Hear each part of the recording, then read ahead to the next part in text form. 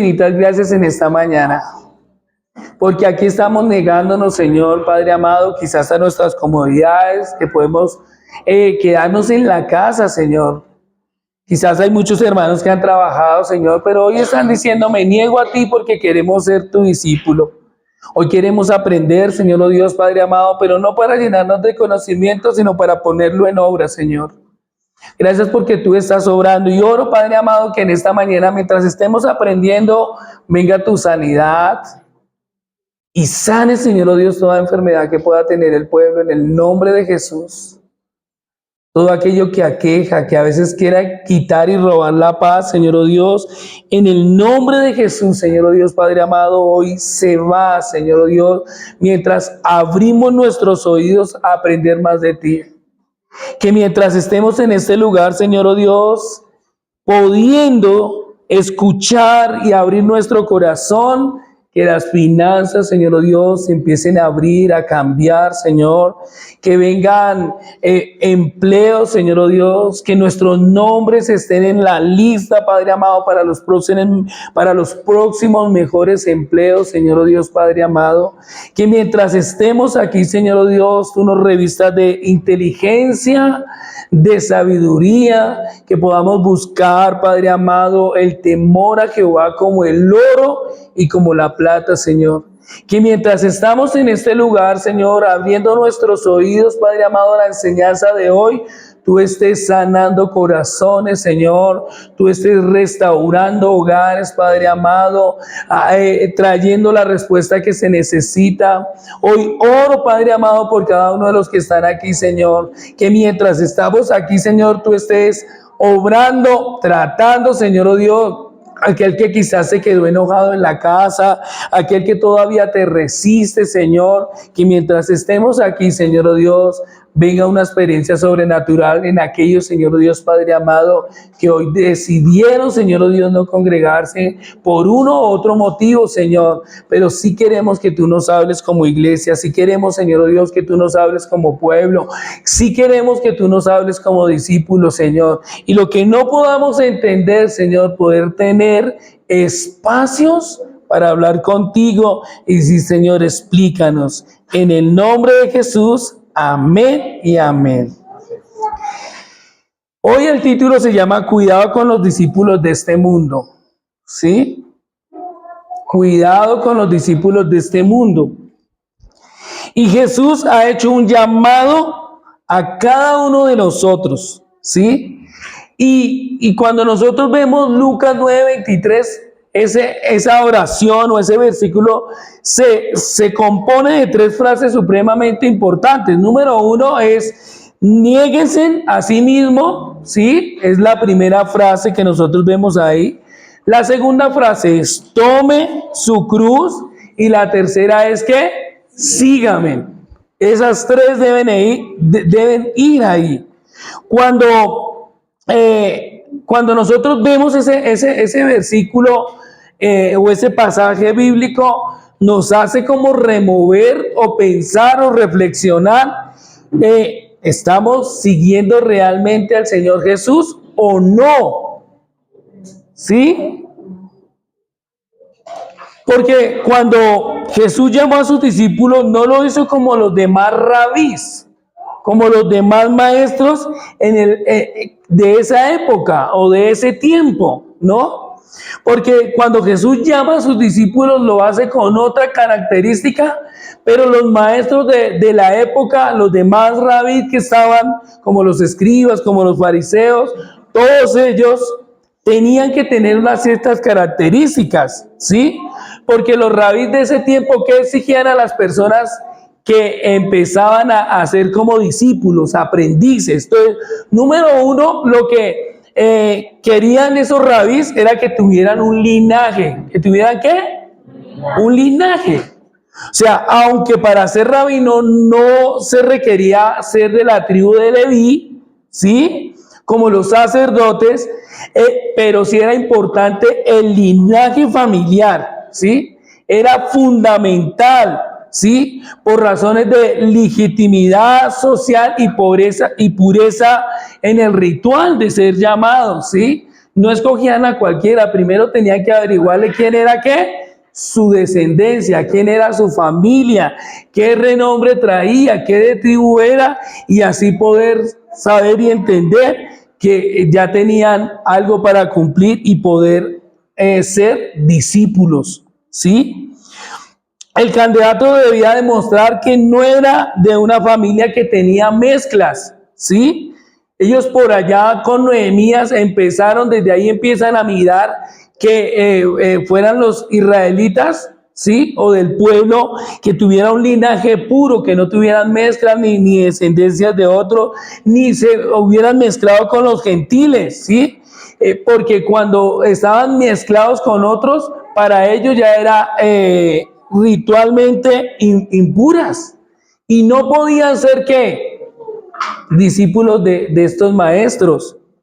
Entonces lo primero que ellos necesitaban era saber que sus generaciones recientes no tenían ninguna ¿qué? Mezcla para ser los discípulos de estos maestros, ¿sí?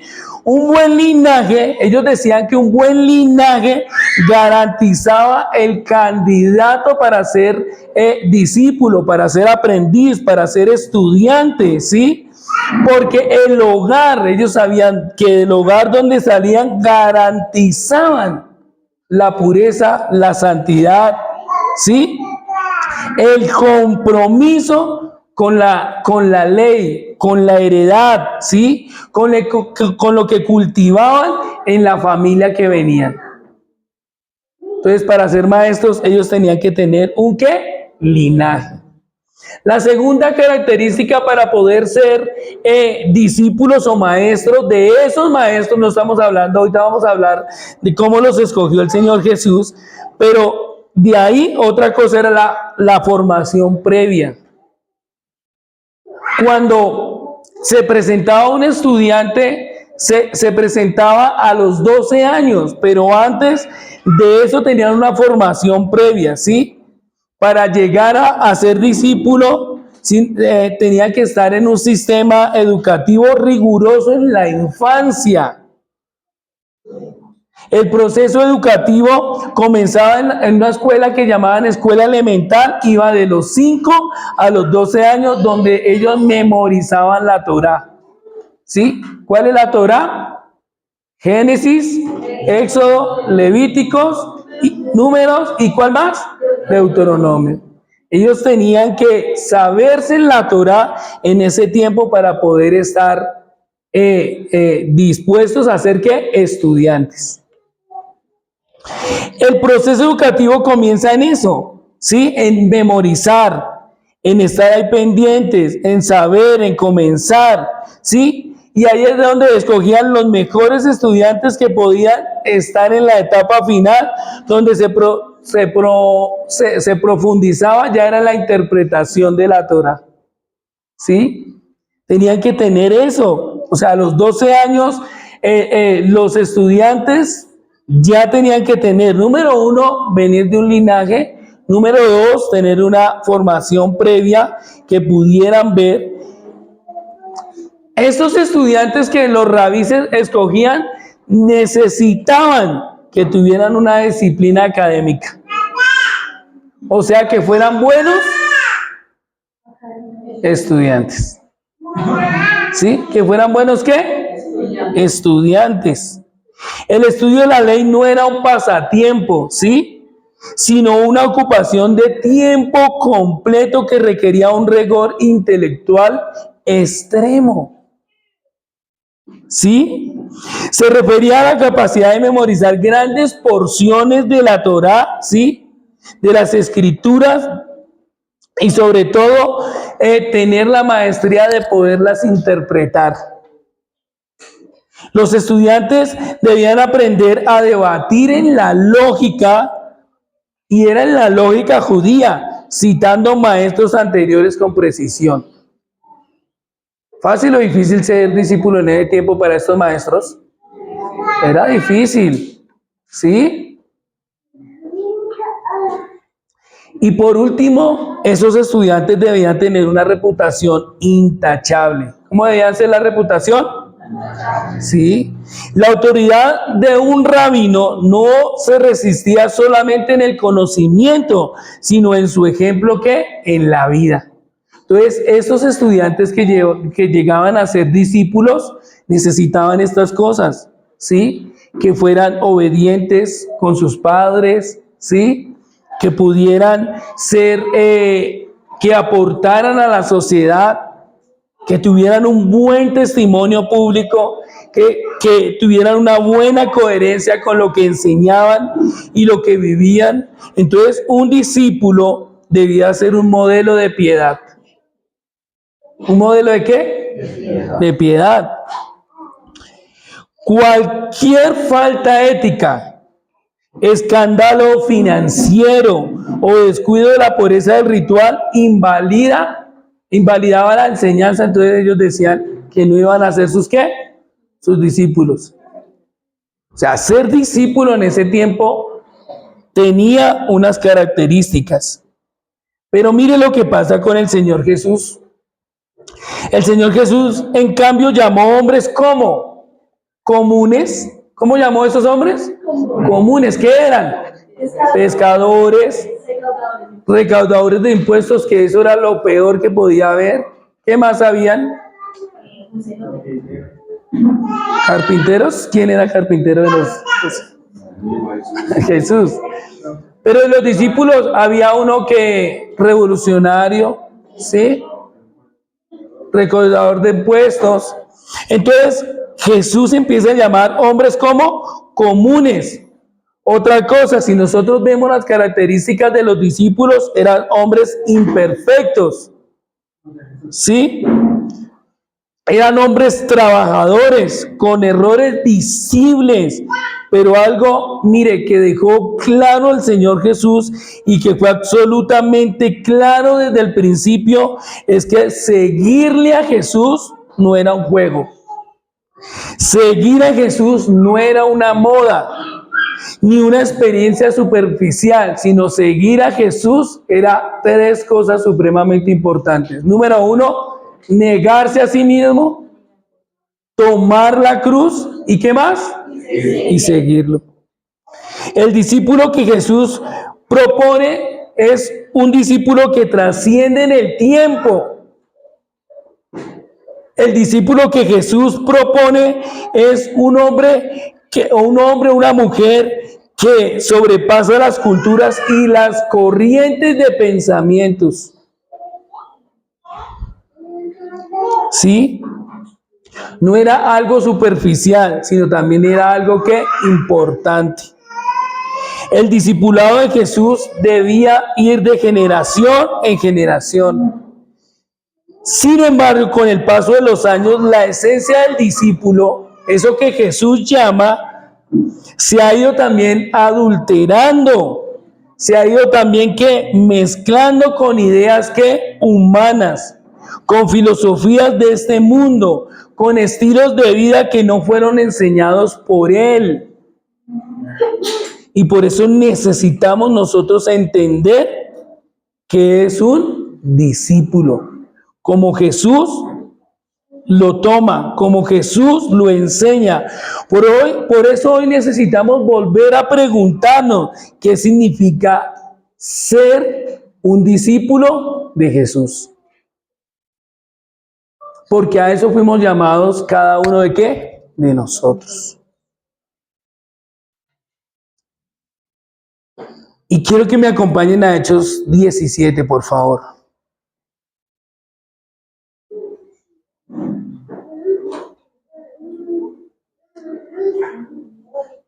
Hechos capítulo 17.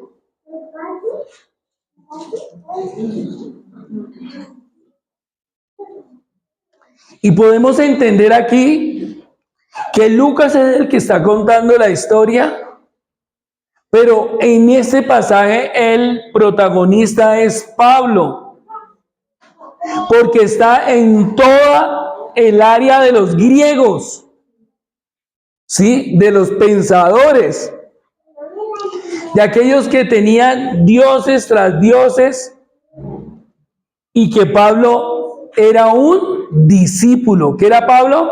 Discípulo.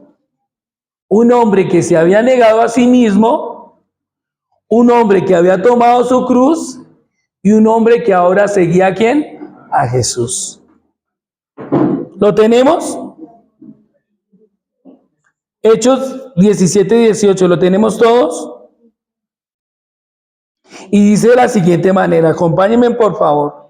Y algunos filósofos de los epicureos y de los estoicos disputaban con él. ¿Con quién estaban disputando? Con Pablo. ¿Sí? Y unos decían, ¿qué querrá decir este palabrero? ¿Cómo veían a Pablo? Un palabrero. ¿Sí? Y otros, parece que es un predicador de nuevos ¿qué? Porque predicaba el evangelio de Jesús y de la ¿qué? Resurrección. Tremendo. Necesito que ustedes pongan atención a estos dos, algunos filósofos de los epicúreos. Esa palabra, por favor, si ustedes quieren subrayarla y hacer una amplia investigación. Y los estoicos, epicúreos y los ¿qué? Estoicos. Mire lo que dice la traducción del lenguaje actual. ¿Alguien la tiene? Traducción lenguaje actual. Si no, yo la leo, tranquilos, pero quiero que me ayuden. No, bueno. Traducción lenguaje actual. A veces la trae Lili. ¿No la trajo hoy, Lili? ¿La trajo?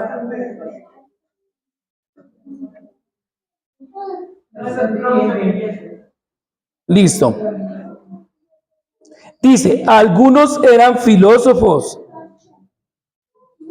de los que pensaban que lo más importante en la vida es ser feliz. ¿Cuál era la mentalidad de los epicúreos? La mentalidad de ellos era ¿qué? Ser felices. Otros eran filósofos que enseñaban que la gente tiene que controlarse a sí misma para no hacer lo malo. ¿Cuáles eran los estoicos? Las personas que creían y pensaban que ellos mismos tenían que ¿qué? Que controlarse para no hacer lo que lo malo.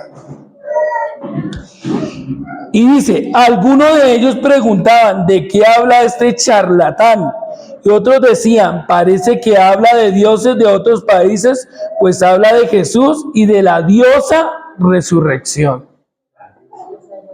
En esta traducción dice diosa de la resurrección. Entonces podemos entender que los epicúreos era la gente, bueno, era gente de un hombre que se llamaba Epicuro, ¿no? Y enseñaba que en este mundo fue a hacer ¿qué? Felices. ¿Sí? Nadie vino a ¿qué? A sufrir. Y también estaban los estoicos, que es las enseñanzas de un hombre que se llamaba Zenón, que además de enseñar, de autoconsolarse a sí mismo, decía que toda persona podía saber lo bueno y lo malo sin la ayuda de Dios. ¿Y esto es verdad o mentira? Eso es verdad porque tenemos que conciencia. Pero entonces, que todo se podía hacer sin la ayuda de ¿quién? De Dios. Entonces, aquí aparecen estas dos corrientes filosóficas, ¿sí? Que dominaban los pensamientos de la época, de ese tiempo. ¿Y cómo veían a Pablo? Como un charlatán, como alguien que hablaba. Y a veces a nosotros también nos quieren determinar que somos charlatanes. Pero realmente nosotros somos los que contamos la verdad de ¿quién? De Cristo. ¿Por qué? Porque somos discípulos. ¿Ustedes lo creen? Entonces, mire, lo sorprendente es que, digamos, eso era esa época. ¿Sí? Nosotros podemos decir, eso era esa época, eso era en la antigüedad, ¿sí? Eso era allá en ese territorio. Pero déjenme decirle que sorprendentemente hoy en día la fe de muchos está siendo mezclada con los epicúreos y con los estoicos, creando un discípulo diferente a lo que Dios llamó, a lo que Jesús llamó. Entonces, ¿qué podemos decir de los epicúreos? Que es el discípulo del placer. Colóquelo por favor ahí, escríbanlo. Los epicúreos como discípulos ¿de qué? Del placer. Esta clase de discípulos son aquellos que en el fin principal de la vida es evitar el dolor y buscar el placer. ¿Cuál es el motivo de la vida? Evitar el dolor y buscar el ¿qué? El placer, el bienestar, el que todo me vaya bien, que todo me salga bien, ¿sí? Buscan la felicidad, buscan estar bien con sus emociones, ¿sí? Esta clase de discípulos, porque también son estudiantes y aprendices, quieren vivir cómodos, tranquilos y sin sacrificios. ¿Cómo quieren vivir? Cómodos, tranquilos y sin ¿qué? Y sin sacrificios. Los epicúreos. Si lo traemos a nuestra época, ¿sí? Si lo traemos a la actualidad, ¿qué clase de cristianos o seguidores de Jesús serían? Entonces, siguen a Jesús mientras no les incomode. Siguen a Jesús mientras que nada les incomode. El día que Jesús les incomoda, ese día dejan de ser ¿qué? Discípulos, seguidores. Para nuestra actualidad, aman a Dios, pero no renuncian a nada. ¿Sí? Y tenemos que tener cuidado con esta clase de discípulos. Porque sí aman a Dios, creen en Dios, pero ¿saben qué no hacen? No renuncian a nada. Si lo traemos a nuestra época, huyen del sacrificio, del compromiso y de la cruz.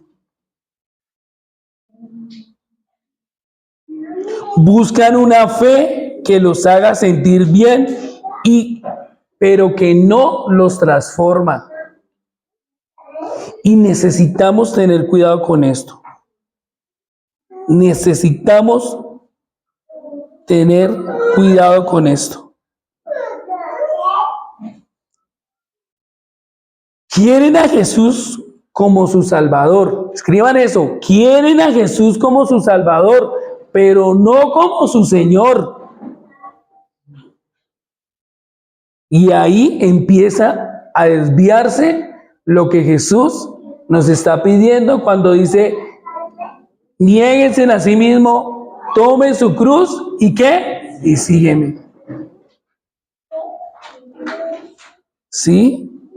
Esos son los discípulos que se mezclan con el epicureísmo. ¿Encontramos cristianos así? Sí, así los encontramos. Y quizás es lo que abunda. Es lo que hay y lo que ¿qué? Y lo que abunda. Quieren a Jesús como su Salvador, pero no como su Señor. Los estoicos, el discípulo del control propio. Los estoicos, el discípulo ¿de qué? Del control propio. Esta clase de discípulos son aquellos que todo está regido por un orden divino. ¿Sabe cuál es esto de los estoicos? Que ellos creen en Dios, ¿sí? Saben que hay un orden divino, ¿sí? Pero lo rigen a eso. Pero no solamente a eso. El ser humano debe dominar sus emociones. Los discípulos que son estoicos son autosuficientes, ¿sí? Todo lo pueden ellos. Si no lo puedo, me preparo y lo hago. Si no puedo, realmente no buscaré ayuda. Todo es con la autosuficiencia. Tiene una fortaleza interior y la razón es su fe. ¿Cuál es su fe? La razón. Lo que usted pueda pensar, lo que usted pueda meditar, esa va a ser ¿qué? Su fe. Si nosotros lo trajéramos a esta actualidad, a esta clase de discípulos, serían cristianos seguidores de Jesús que confían más en su carácter que en la gracia de Dios. ¿Sí? Son discípulos que viven una fe rígida, fría, sin dependencia del Espíritu Santo.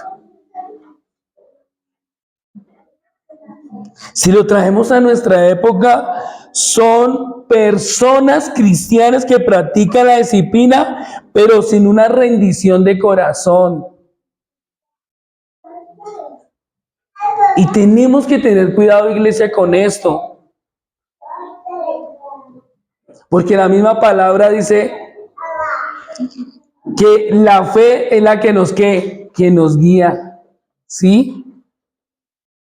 La confianza en Dios es la que nos da la vida, el que caminamos. ¿Sí? ¿Qué quiere decir esto? Que este discípulo confía más en sí mismo que en Cristo.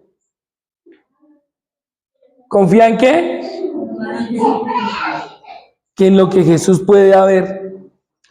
Y yo creo que cuando nosotros leemos Gálatas, Pablo le dice a los Gálatas, ¿por qué se dejaron volver a qué? A engañar.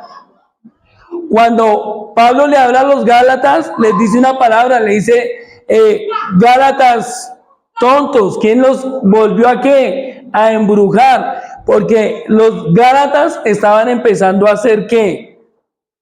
Lo de la ley y lo de la gracia. Ellos podían ver que si no cumplían ciertas cosas, no podían ser ¿qué? Salvos.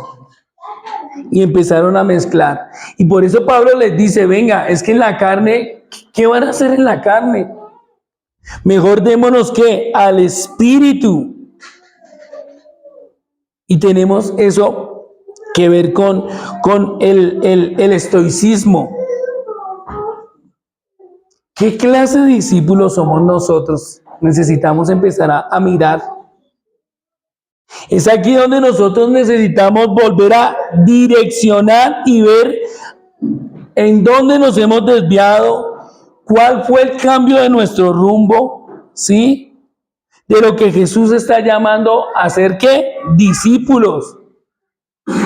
Necesitamos nosotros preguntarnos nuevamente si lo que nosotros estamos haciendo es lo que realmente Dios nos ha pedido y estamos negándonos a nosotros mismos. ¿O realmente nosotros estamos acomodando qué?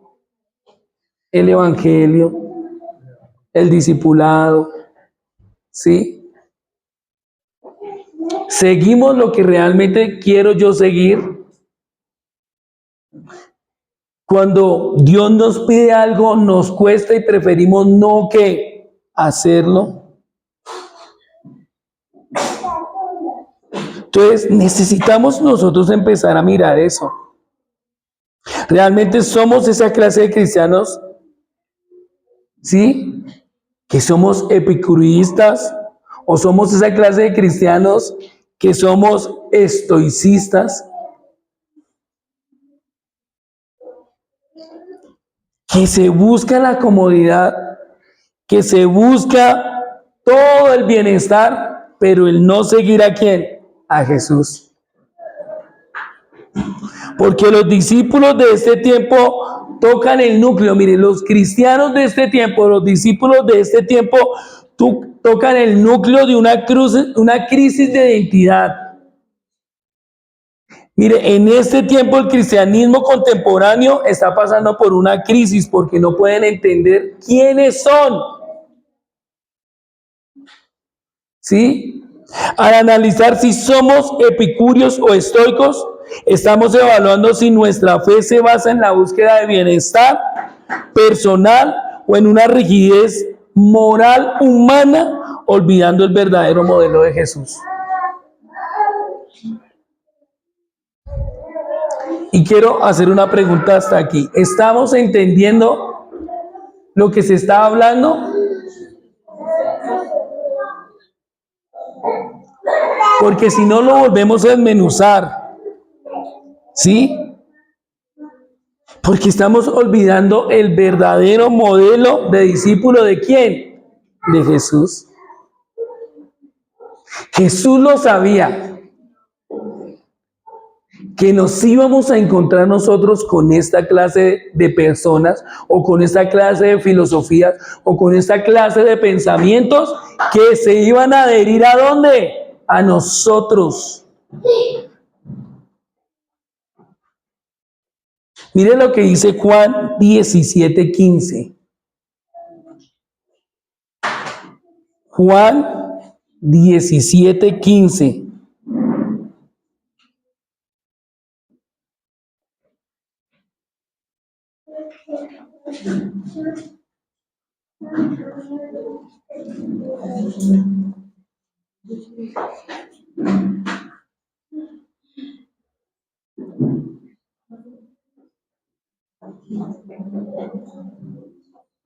Juan capítulo 17, 15 y 16 lo vamos a leer, por favor. Alguien que lo lea, por favor. No ruego que los quites del mundo, sino que los guardes del mal. No son del mundo como tampoco yo soy del mundo. Muy bien, ¿qué quiere decir eso, Yami? Que estamos en el mundo y no es que nos vaya el Señor a quitar del mundo, sino que podamos ser guardados de contaminarnos pues, de las cosas. Ajá. Muy bien. ¿Qué más podemos decir de acá? De no ruego que los quite del mundo, sino que los guardes ¿de qué? Del mal. Como le decía Jesús al Padre antes de irnos, que no los sacara del mundo, sino los guardara de lo que el mundo les podía hacer, y que ellos entendieran qué les iban a hacer para fortalecerse en la presencia de Dios. Amén. Muy bien, Noemí. ¿Estamos en el mundo? Claro que sí. Pero no somos ¿de qué? Eso quiere decir, ni somos epicúreos, ni somos ¿qué? Estoicos. ¿Somos de quién? De Jesús. ¿Sí? Guárdanos ¿de qué? Del mal. Guárdanos de acomodarnos. Guárdanos de buscar nuestro propio placer, porque si nosotros vemos a nivel del mundo, el evangelio de la prosperidad nos ha hecho un daño y tiene que ver con estoicismo y epicureísmo. ¿Sí? El que usted se tiene que vestir así, así, así, así, o realmente no. ¿Sí? Entendiendo los parámetros que Dios ha colocado, entendiendo lo que Jesús ha colocado, pero nosotros a veces tendemos a colocar más carga de las que podemos ¿qué? Llevar. Yo creo que también tiene mucho que ver la tecnología, porque hemos desacomodado a la tecnología y no a lo que... Claro, porque a veces buscamos que el placer, ¿no? El estar cómodo. Pero necesitamos, igualmente, ¿la tecnología es buena? Sí, pero es mala cuando yo realmente me acomodo, no quiero hacer cambios, ¿sí? Dios en este tiempo nos está pidiendo muchas cosas, no, yo creo que las cosas que Él ya ha puesto ahí en la palabra, ¿sí? Y necesitamos nosotros alinearnos ¿a qué? A eso. ¿Cuánto lo creen? ¿Sí? Mire, en este tiempo la cristiandad tiene una serie de matices, ¿sí? La cristiandad ahora tiene una serie de tonos. La cristiandad ahora tiene una serie de colores, ¿sí? Y entendiendo los colores que se mueven en este tiempo, la cristiandad ha sido permeada por mezclas que a veces nosotros podemos entender que ya no son discípulos, sino son variantes que han salido. Y necesitamos entender ese discípulo. Porque muchos buscan a Dios como un medio para obtener la paz mental, la prosperidad económica y una vida sin problemas. ¿Y cómo oró el Señor Jesús? En este mundo tendremos que. ¿Pero qué dijo? ¿Confiar en quién? Porque yo qué? He vencido. He vencido. A veces uno pregunta, pero ¿por qué hay tantos legalistas? ¿Sí? Y es porque están confiando ¿qué? En sus fuerzas. Porque están confiando en la voluntad de la disciplina, en la academia, lo que pueden aprender, que aunque no es malo aprender, ¿sí? Porque el discípulo está en un constante ¿qué? Aprendizaje. En su reputación intachable, ¿sí? Para conseguir la salvación. Y mire, aquí hay una dificultad tan grande en poder corregir esa clase de cristianos modernos, epicúreos y estoicos. Es duro. ¿Sabe por qué? Porque ambos han construido un mecanismo de defensa que blindan su ego contra la verdad y la corrección de la Biblia. Cristianos de esta clase o discípulos de esta clase son difíciles ¿de qué? De corregir. Corregirlos es difícil porque no sienten que están fallando, sino que creen que su versión del cristianismo es la correcta. Y mire, cuando nosotros no vemos el error, nosotros no vamos a poder ¿qué? Corregir. Nosotros no vamos a poder corregir. Nosotros necesitamos entender que Dios nos ha llamado a ¿qué? A corrección.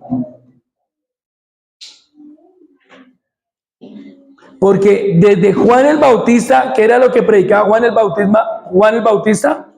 Arrepentimiento. ¿Y qué es arrepentimiento? Ellos decían volverse a los caminos ¿de qué? Del Señor. Viene Jesús y les dijo arrepentíos porque ¿qué? Porque el reino está ¿qué? Cerca. ¿Y qué les dijo Juan el Bautista enojado cuando vinieron los maestros de ese tiempo? Les dijo, ¿generación de qué?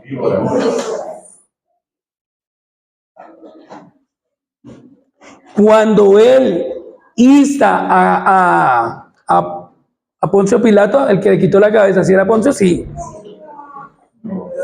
Herodes, perdón, sí. Muy bien. Herodes, ¿qué le costó a Juan el Bautista? La muerte, la cabeza. Porque es difícil, en serio, es difícil corregir a personas que cuando no ven el error, ellos se sienten que bien. Porque son discípulos ¿de qué? Del placer. Pero cuando ellos empiezan a ver que están caminando mal, que están haciendo las cosas mal, y empiezan a corregir, y empiezan el arrepentimiento, por eso decimos, todo aquel que se arrepiente va a traer ¿qué? Fruto. ¿Cuánto lo creen? ¿Sí? Cuando se controla con el pecado la necesidad de sacrificio, que uno dice, están en pecado, tienen que dejar eso. Y como ellos no pueden sacrificar, no entienden qué es el sacrificio, siente que el líder o la palabra son duros con ellos, que no tienen amor, que les falta amor. Si la corrección le genera incomodidad, tristeza, la rechazan automáticamente, porque su filtro es su emoción, el estar bien. Y por eso necesitamos nosotros empezar a entender si nosotros somos discípulos de Jesús o somos discípulos de estas corrientes que están llegando y permealizando, ¿sí? Penetrando en lo que ahora nosotros pensamos y en lo que nosotros ¿qué? Hablamos. Lili, tú me puedes buscar ahí en 2 Corintios 10:3. En esa traducción, por favor. Traducción viviente. Léalo, por favor. 2 Corintios 10:3. Hasta el 3. Lea el 3. Somos humanos, pero no luchamos como lo hacen los humanos. Ajá, muy bien. ¿Cómo dice la Reina Valera? Pues aunque andamos en la carne, no militamos según la carne. Ajá. Y otra traducción dice, porque no somos del mundo, porque aunque estamos en el mundo, no militamos como el mundo lo hace. Y ahí empieza todo lo que nosotros vimos el año que pasado. Porque nuestras armas de nuestra milicia no son carnales, sino poderosas ¿en quién? En Dios. ¿Para la destrucción de qué? De fortalezas. ¿Cómo se destruye cada una de estas cosas? Entendiendo que nosotros no somos ¿de qué? Del mundo. Que aunque vivimos en la carne, no vivimos según la ¿qué? La carne. Sino que realmente nosotros vivimos según el propósito ¿de quién? De Dios. Por eso hay que entender ciertas cosas. Si soy ladrón, yo debo entender que ya no lo ¿qué? No lo soy. Y eso me lleva ¿a qué? A corregirme.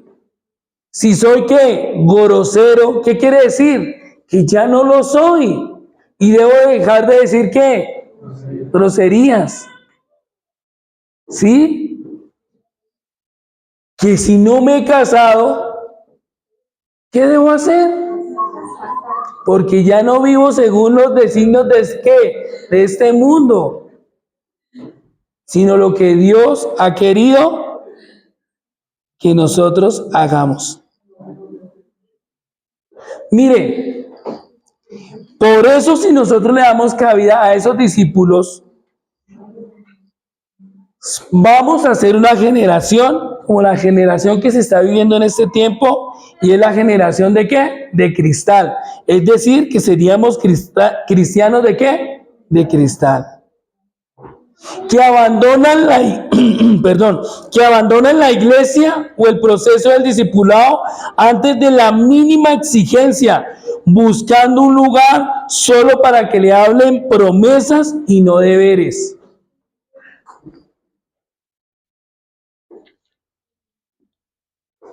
¿Hay promesas en la Biblia? Pero también hay ¿qué? Deberes. ¿Hay derechos en la Biblia? Claro, pero también hay ¿qué? Deberes. Y a veces nosotros olvidamos esas cosas. ¿Sí? Y esto es cuanto los cristianos epicúreos, porque todos quieren ¿qué? Que todo esté ¿qué? Bien, en el placer. ¿Sí? Y necesitamos salir de eso si está en nosotros, ¿no? Porque los cristianos estoicos la corrección la han confundido la madurez con el conocimiento, ¿sí? Y se sienten superiores a las personas que lo corrigen. Por eso no pueden ser, ¿qué? Corregidos. No pueden ser, ¿qué?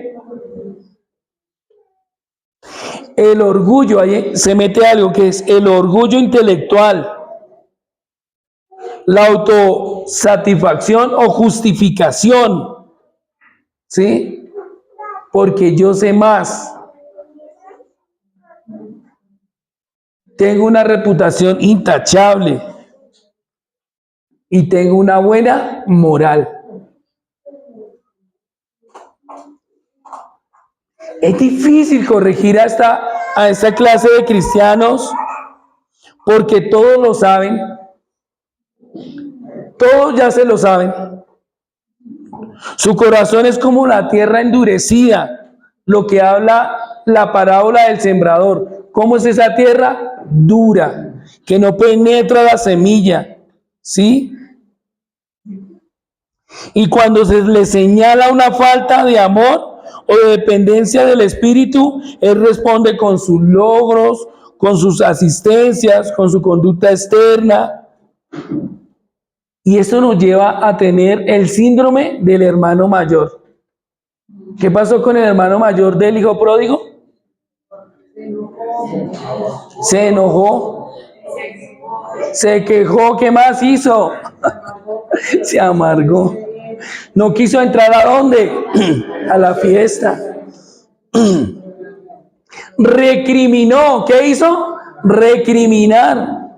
Mi hermano, ¿qué hizo? Se gastó toda la plata por allá y ahora sí viene aquí y papá, ¿usted lo recibe? Un discípulo que estoico.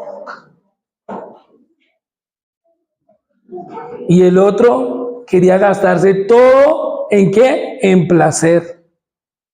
¿El hijo qué? Pródigo. Epicurio.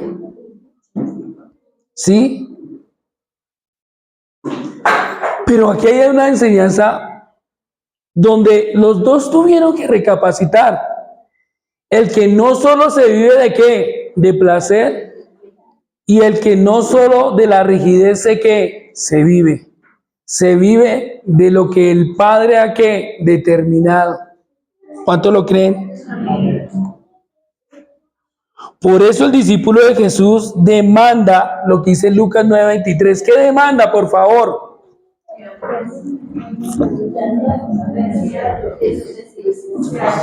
¿Qué demanda?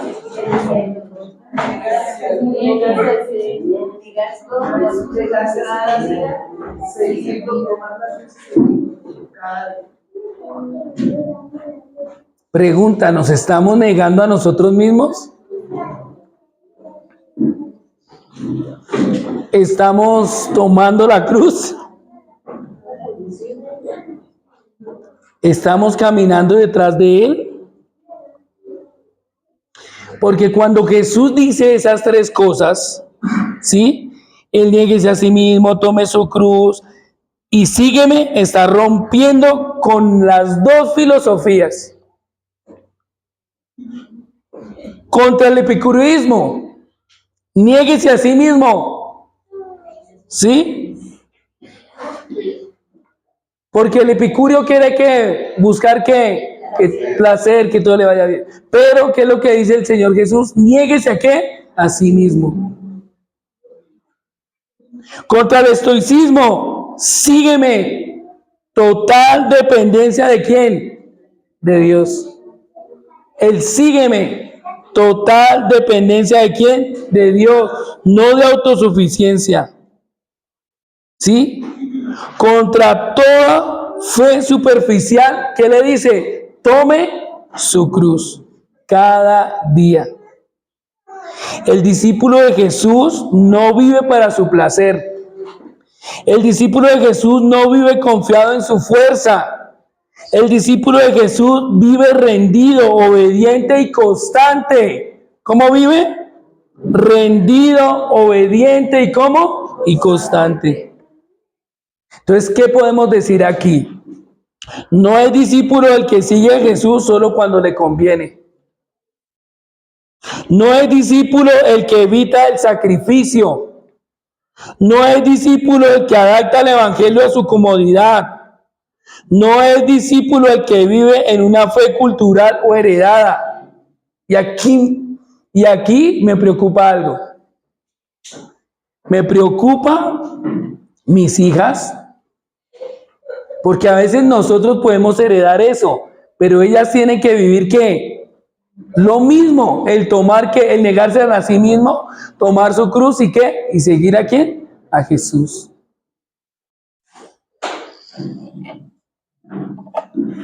No es discípulo el que cree, pero no obedece.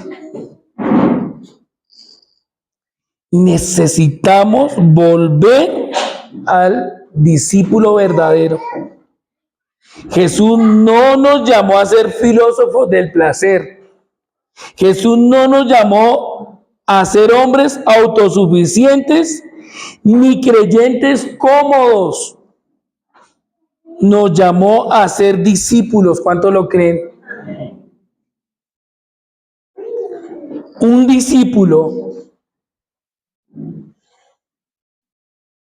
discípulo de Jesús entiende el costo. ¿Qué hace el discípulo de Jesús? ¿El costo de qué?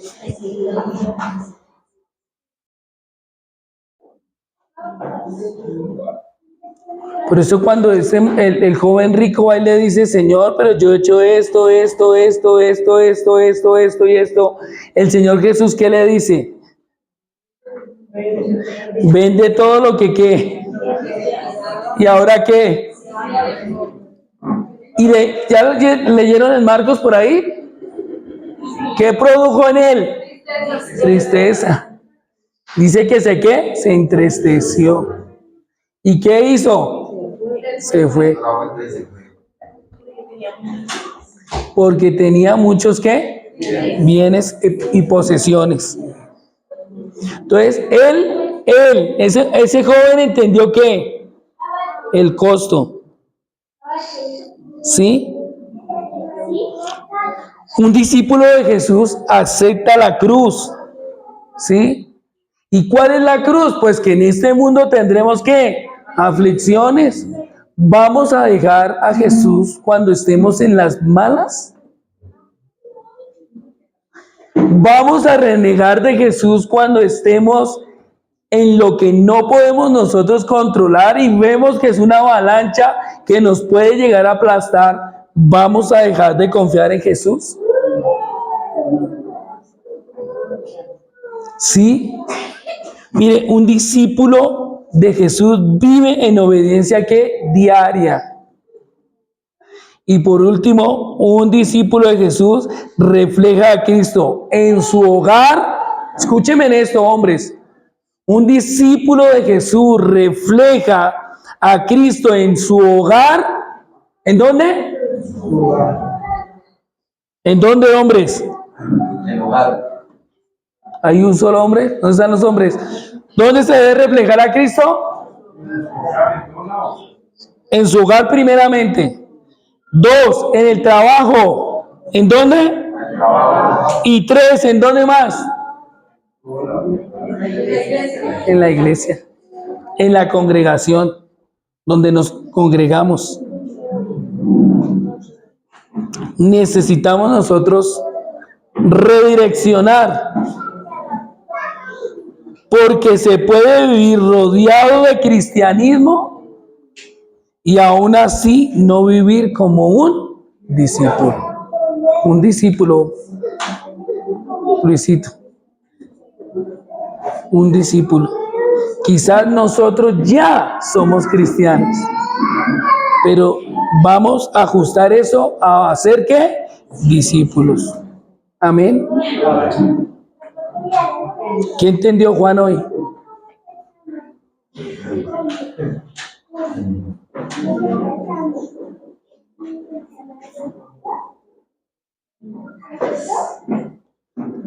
Juanito,